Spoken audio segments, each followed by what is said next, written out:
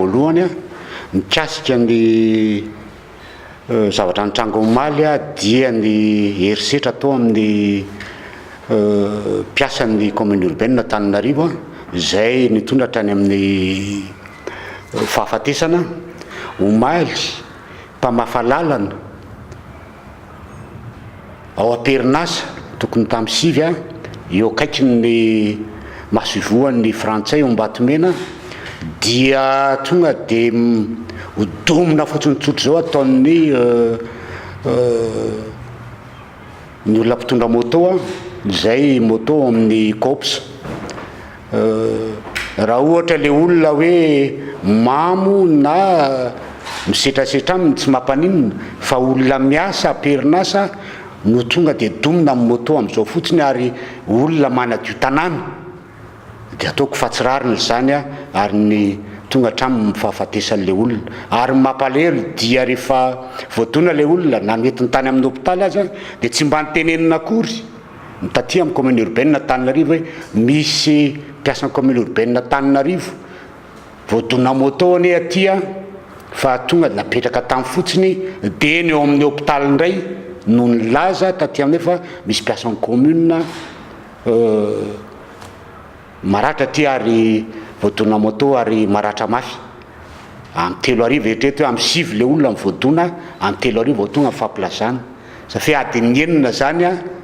dia tsy fantatra atao nahazo an'le olona fa de nataotao fotsiny izy a nefa raha moa de maty le olona no nandratra nahazo azy ka izay ato amin'ny commune urbaine Antananarivo dia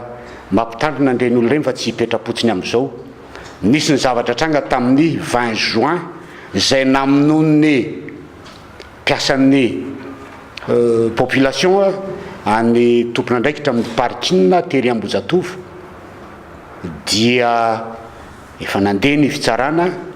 ary izay moa tsy nijanona tam'izao mbola nampiakatra ny fitsarana ambony a momba an'io raha io dia ohatran'ny mpitatitra mpitondra tomobile namon'olona reny le tondra le moto de efa mandeha ny fitoriana am'izao fotoana zao ary tsy hijanona am'izao io hoe pe vitavita am'izao na nandray ny andraikina amin'ny fitsaboana an'le olona tamin'izy tao amin'ny hôpitaly ary le olona nandona azy satria mampalahelo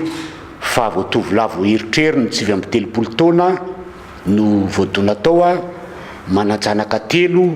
ary mbola manana ny andraikiny eo amin'ny fianakaviany sy eto amin'ny commune urbaine zany ka mampalahelo ny toejavatra oatra zany satria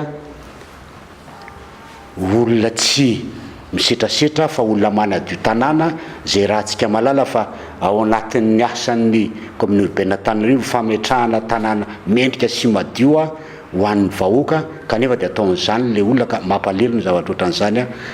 ary tsy anaiky zay fa efa mandeha fitoriana am'izao fotoana zao efa any amin'ny